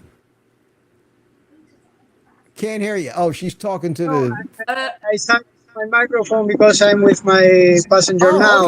Okay. We saw your lips moving. Saw your lips moving, so we thought we were ignoring you. No. I have to add something. I like looking good just for myself. Well, don't we all do? We Oh, all okay. do. I mean, I you're thought no that different. was I'm not lost. that much. I don't stand in front of the mirror. I don't just intentionally walk by mirrors every 5 minutes to go, you stud you. But we all get pleasure in seeing ourselves in the kind of shape that we want our prospective mates to be in. And if you have any kind of self-respect, which I've always had, that's one of the main reasons I've always tried to stay thin. Because, like most men, I like women that aren't huge. They don't have to be scrawny model skinny women, but I like women that have nice proportions, you know? And I always said to myself, how can I expect a woman who meets the standards that I know that attract me, if I'm big, fat, and ugly, expect her to put Right. up and like me? I need to improve myself and be Right. worthy Yeah. of somebody that does respect themselves and take care of themselves. Now, to me, that's just considerate thinking. In other words, if I wouldn't put up with them looking like that, why would I expect them to put up with me? What have I got? And then if I said, well, I've got $1 billion, and that levels the playing field a little bit. Hey, Mitch, I see Sherry's here. Hey, Sherry, you need to come on board. Come on. Yeah, we I need see you. Sherry. I put up a super chat from Sherry. Thank you so much, Sherry. I really appreciate that. It's so great to see you home safe and sound. OG So, bartender. Come join us, Have Sherry. a few cigars Come join on us. me. I Come will. join us, Sherry. Yeah, I will do that, Sherry. Thank you so much. Thank you so much. And I'll tell you what, I'll say it again, everybody. It's a testament to this lifestyle, Yeah. a testament that I, at my age, went through not only the mental anguish, the stress, the worry, but the physical labor that I did in the past 2 days. And here I sit, just gone like a freight train, and I'm really not even tired. Not even tired. It is, I never would have believed this could be possible. You know what the typical 77-year-old would feel like right now, Mitch, if they tried to go through what you went through over the past 2 days? They can't. I know they can't. You wouldn't even be on this live stream. You'd be like lying down prone on, after unpacking, you'd be like in a coma. I wouldn't have done it. I'll tell you what I would have done. What I would have done would be what my children's in-laws, who are my age, Yeah. what they did. What they did was demand that their children do this for them and that for them and help them with this and come and get me and take me to your house and feed me and give me a room to be in. And I can't do that with my kids. I try to not burden my kids in the slightest little bit. And that's why I'm so adamant and passionate about being able to do it for myself. And you can't do it for yourself unless you're healthy. And I just want to be healthy and I want to feel good and I don't want to be in pain. And I've had enough pain in my life, especially with the arthritis I used to have, with the kidney stones I used to have, with the bad back and the bad knees. And I generally managed to keep my weight pretty well in check. But the sugar and all that other crap was ruining me. It was poisoning me. And high blood pressure. You know, we've all been there. I look at your pictures, Peter. It's unfriggin' believable. I know. Yeah. So It that's is. funny. So I had a customer come in the store today. You know, I sell furniture at Macy's, right? And the customer, I haven't seen him in 2 years, and I've been doing this a year and a half. He walks in, well, and I said, "Hi, hey, how you doing?"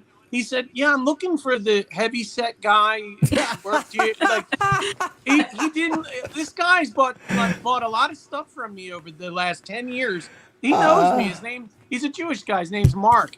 And I said, "Mark, that's me. I'm Peter." And he goes, "No, no, no." No, you're not. And he refused. Mitch, he said, "No, no, no. I'm looking for a fat guy." He goes, he works up, up. I said, "Hold on a second." I pulled out my phone and I showed him the picture I sent you. Yeah, Mitch. yeah. He goes, I said, "Look, that's me." And he goes, oh, he looked at me and he's just like, he like goes, like he saw a ghost. That's funny. And he goes, "What did you do?" And I said, "Oh, I do. I just said I do keto, like low carb, something, And he goes, "Wow, that's amazing, Yeah, that's the fact. People don't. You lose 100 pounds, and you don't, and people won't recognize you. And he's about my age, and he's got to be 350 pounds. Oh shit. Yeah. Well, that's sad. It's Yeah. sad, and you just see them. You see them everywhere, and the problem is they. It's not that they just don't know. They don't know, and the system will not allow them to be educated.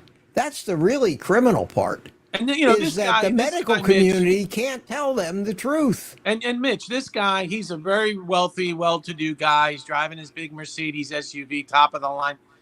This guy, I guarantee, goes out to the fancy dinners all the time, and he's loading up on the potatoes and the bread and the fancy, there's just, he's getting fatter and fatter and fatter. He's got to be diabetic, this guy. Yeah. Yeah, it's sad. We got somebody's fighting. I see Brenda Paris is not happy. What's she fighting with? Well, I don't know. Somebody in the chat, somebody's giving advice, and she says, "I never asked my body to store anything for me. Just let it go, please. Don't do me any favors." I don't know what that's all about, Whoa. but I'll tell you what. Like I always used to tell my children, and my grandmother used to say to me, my Jewish grandmother, she would say, "Play nice, kiddies. Don't fight." Don't fight. Don't fight. And so, I don't know. Let me know. Do we have a troll in here that's just pissing people off? Brenda, if there is somebody that's giving you a hard time, let me know who. Let me know. And you guys keep an eye on the chat. That's the problem. When I have a panel, when I have people coming in, we're having a conversation, and it's very hard for me to be engaged and still reading and every also chat entry.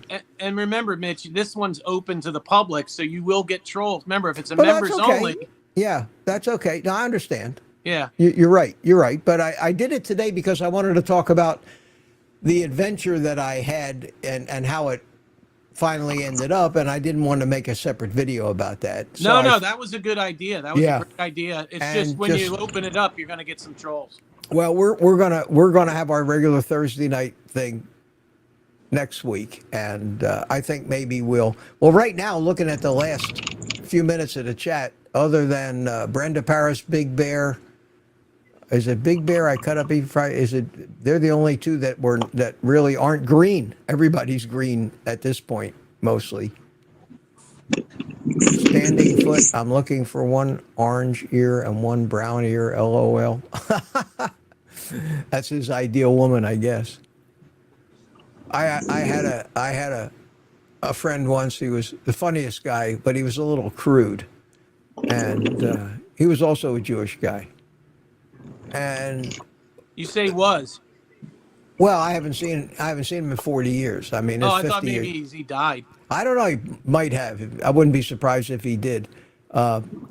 His name was Michael, and Michael was kind of a wild man, very irresponsible, but a funny guy. And you just expected him to be screwing up. That's all. I mean, you just, when Michael screwed up, you'd say, well, I figured he would, you know.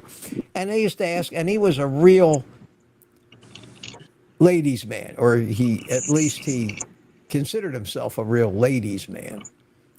And whenever he was asked, he would say, well, Mike, what are you looking for? What are you really looking for in a woman? And he looked and he would say, well, at least one eye, one leg, and one arm, but it doesn't have to be in that order. He would say, but not necessarily in that order. Meaning he had pretty low standards, old Michael. My son shared a little funny with me. He's dating a lot of different people, so but with the intent that he couldn't find a wife. Yeah. And he said to me that he went out with this girl, and so they kind of get. Everybody's got the same idea. We're looking for a partner. We're looking for a mate. So he says to the girl, well, what are you looking for in a man? And she said, he has to have a jawline. A jawline? A jawline. Like, in other words, not like fat. Yeah. Well, Peter's an example. When you look at Peter's before pictures, you look like a bull. You look like a bullfrog. Now you look like Cary Grant. Look at you. I mean, and if it wasn't for, when you get old, you get this. I mean, there's nothing you can do about that. You get the turkey neck. But I mean, there's always plastic surgery. Yeah. Standing. I always joke about this. I do this because my ex-wife fell for all these plastic surgeons. You have a little bit of this under here, so they come up behind you in front of a mirror, and they take their hands and they take their thumbs. Yeah, and they pull it back and say, there, see what we can do? And all of a sudden you have that smooth neck. Well, how can you do that? Well, we just take a little tuck here, we take a little tuck here, and then the next thing you know, your entire life is ruined and they've killed you because they botched up the surgery and and everything else. So that was my experience with my ex and her plastic surgeons. Say what? I think Kamala had a tuck. She might have. That's that name just. I'm like the poster. Sorry, boy for... liberals out there, but I just can't help it. That's why I don't talk about either of them on my live streams because. Yeah. Oh, sorry, I transgressed. No, it's okay. But I'm That's like okay. Mitch. I'm like the poster boy for Carnivore. The before and after. Oh, there's no doubt. No doubt. We were watching so I was over last night. We just got so sick and tired of watching that weather map on TV. So, because after a while, he goes, okay, all right.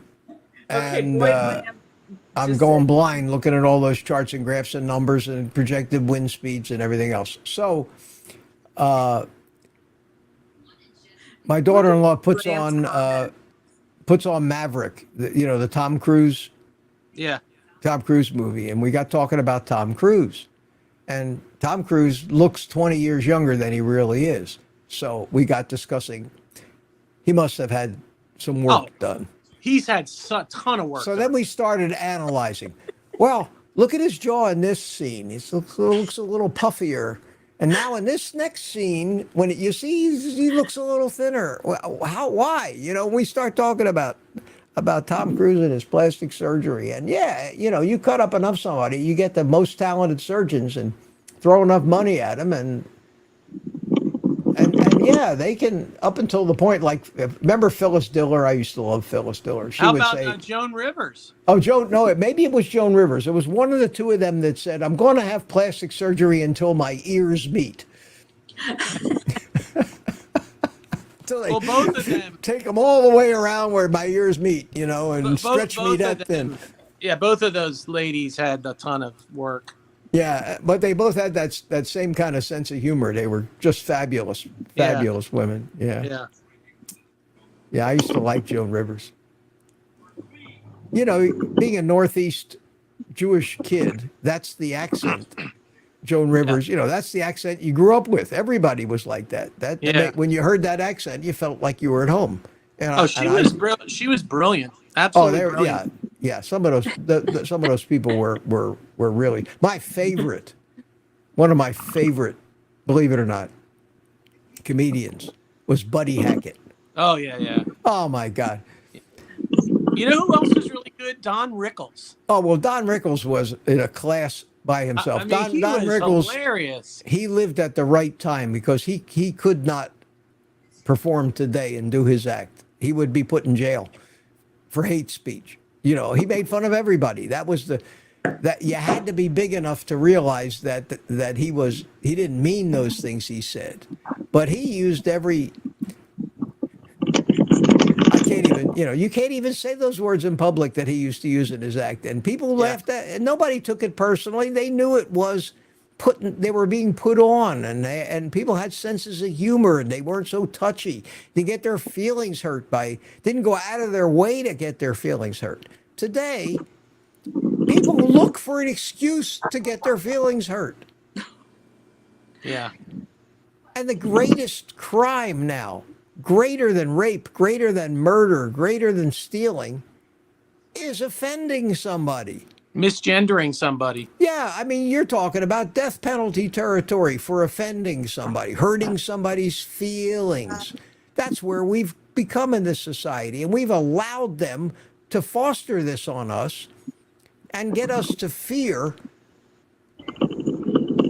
the retribution of being shamed publicly, canceled in social media, all the other tools that they have to make sure that they get the respect that none of them deserve for any reason. That's another saying that drives me nuts in all these advertisements.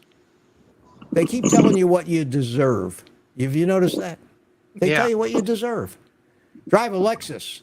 Get the luxury that you deserve.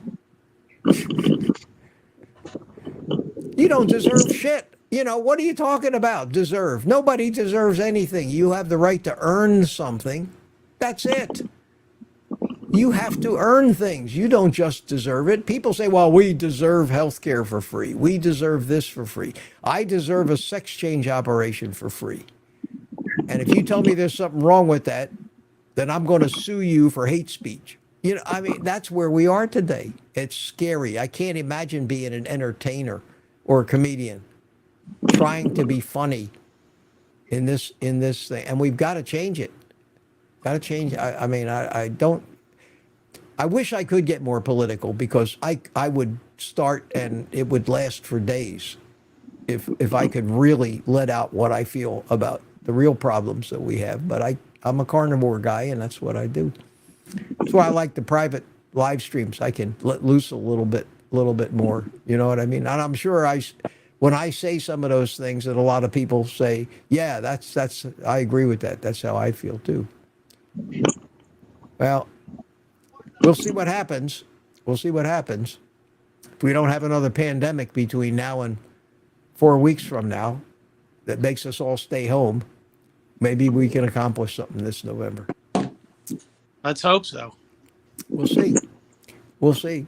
But whatever happens, we're just going to have to keep living with it, do the best we can for ourselves. I'm just waiting for the October surprise. Well, there always is one. But what can they do? What else can they throw at Trump, number one, because they've thrown everything else, including trying to throw him in jail for amazing so-called crimes. But yet half the people in this country believe that stuff. No matter what evidence, don't confuse me with the facts. My mind's made up, they say. And, that's ideology, and there's nothing you can do about that. There's always people. They had, I don't even know why. Went to my mom's, and she was watching CNN because she's, loves the whole, she's like, watches MSNBC and CNN all day. God, but anyway, no she's watching, and they had Eric Holder on tonight, and he's talking about, we've discovered that, Trump was talking to Putin, since he's left the White House, like now that he's a private citizen. Well, there's many that believe that that's a violation of the Logan Act, and that basically they're talking, if Trump doesn't win, now that's the next thing. is they're Yeah, going to bring him up on this what do you call it, like treason, throw him in jail, throw away the key. well, but that's literally the what way. they're That's talking what about these people doing. done. They've weaponized the justice system. Yeah, but How that's can you the live in a next country level. where they weaponize the justice system against their This is political next, enemies? This is their next thing. That if he doesn't win, they're gonna say, "Oh, he talked to Putin, and that's a violation of Logan Act." They're gonna throw away the key. I think that there's nothing they can do to him. I think at this point, most people have learned, if they haven't learned already, that the government's out of control. And I don't think anybody wants to live in a country with a government like that, even the Democrats. So let's hope when things get so stupid and so ridiculous that people change sides because it's just gotten too stupid, that's when change happens. Yeah. And we are past that point right now, I think. So we'll see. We'll see. Well, listen, before you get me really going, guys, it's 5 minutes to 9. Yours truly is ready to take the rest of the day off. It's a long one. It's been a long one. So, Yeah, you need to get some rest. oh, I will. And I'll be bright-eyed and bushy-tailed. I'll be sitting out on my ratty couch tomorrow morning, having my morning coffee. With the right lighter this time? Oh, yeah, yeah. Well, my That was funny. my That was son. funny. Did you like It that? wasn't the same, Mitch, with the other lighter. It was No, it's just not the same. I keep thinking about ways to make that entertaining, more entertaining than it is. I could come on and say, I can't find it. I Yeah. lost it. Oh my God. I've been frantically searching for another one. I did find this later, and then have it play some absolutely absurd, horrible. Yeah. snake charming type music, Yeah. Indian or Oh Arabic. no. Oh no. Say, I don't know. It's just not the same, is it? And then say, okay, I got these 6 lighters here. Let's all pick the one we like the best.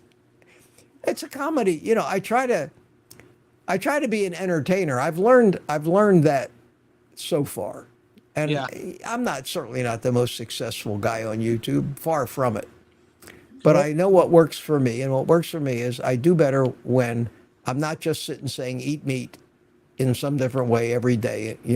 I try to be a person, try to be human, and entertain people, and that makes it fun for me. Otherwise, Yeah, but what you have done is you've gotten rid of a lot of the people that where you felt like walking on eggshells because they didn't like the way you smoke a cigar and this and that. Oh yeah. You got rid of those people, and now you got, I think, a much different group of people. I really do. I think you got a lot of non-judgmental people. You're right. I'm building a new group of people It now is a new group. Yeah, because my views are going up now again. Yeah. I just couldn't take it anymore, and I basically just said, "Hey, this is who I am. You don't like me? Get the hell out of here." And Exactly. and they Which did. you should do. Yeah, and they did. But I've never heard Sean Baker or Ken Berry do anything, or Anthony Chafee No, do 'cause anything. they're not gonna Although do that. Anthony Chafee did fight back today, put out a video basically saying, "I'm really a doctor. Don't believe what everybody's saying about me." Oh, And he went off for 45 minutes espousing his talent and credentials. Sometimes you got to do that because anybody that for some reason or other doesn't like you, especially your competition, will try to shame you and accuse you of things that aren't true. And you do have to stand up and defend yourself. And you have to do it in a Well, he had some non-wishy-washy fraud. manner. You have to do it with conviction, firmness. So you look somebody right in the eye and you tell them, listen, bucko, this is how it is. You don't like it, hit the road. Well, actually, the guy who was accusing him was a fake doctor, this vegetarian guy. Well, what do you think? Of Yeah, course, he was a real fraud. That guy's the real fraud. Do you think the people that are accusing Trump of these made up charges are not criminals and frauds? Yeah, Of course they are. yeah. Look at Satya. I've shocked you. You can't imagine that. God, can you imagine? I'm catching your sleepy. I am, and I'm gonna take the rest of the day off. So listen, everybody, let me bring in some travel and music. You guys can start to say goodnight. Good night. Good night, y'all. Good night, everybody. Good to see you. Thanks for coming in. Thanks for coming in. I'm Thanks out. thanks for putting up with my ramblings while I'm tired. See you, Sadia. All right, Peter, you take care, buddy. There, it's just me. Okay, I'm going to go relax, unwind, and get a good night's sleep. Thanks, everybody. Thanks so much for coming in. We had a good time. I hope you enjoyed it. I hope we maybe put all the hurricane stuff to bed now. I do have a couple of funny little clips that I'll show you maybe sometime tomorrow. But other than that, I will tell you to take the rest of the day off like I'm going to do and eat meat.